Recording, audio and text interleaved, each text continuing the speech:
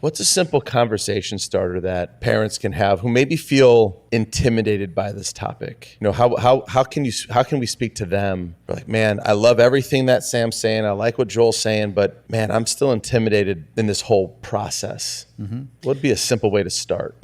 I think that when you're honest with kids, I mean, and there's some wisdom about at what age, you know, you do this, but I love asking my kids, why do you think God did this? Why do you think God ordained the story this way? Like, and it makes them stop and think. It makes them wrestle with whether or not they believe that God did it that way. You know, if they have any doubts, that's usually the time where they get exposed. And by the way, be okay with doubts. I was just going to ask that. Because that's one of the things that Christians are so quick to be like, oh, you can't know, like we panic or whatever. One of my favorite illustrations of this comes when John the Baptist is at the end of his life. Now, this is the most fearsome apologist of the days out at the Jordan. He's calling everybody on the carpet. He's declaring the word.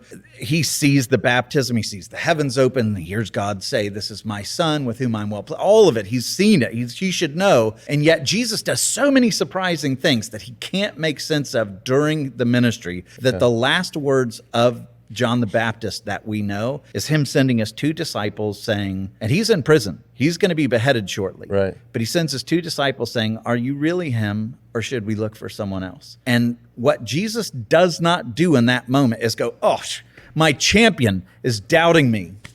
You know, I'm done with him. Yeah. What he does is he says, that guy, even though he's got all these doubts, he never broke. He bends, but he never breaks. He endures. He presses on. He won't let go. He's got his fingernails in me, and he refuses to let go. And he says, Jesus, in the face of that, says, there has never been someone greater, born of women, in the history of humanity, greater than that guy. And it comes in the face of doubt, because in the midst of the doubt, he refused to let go.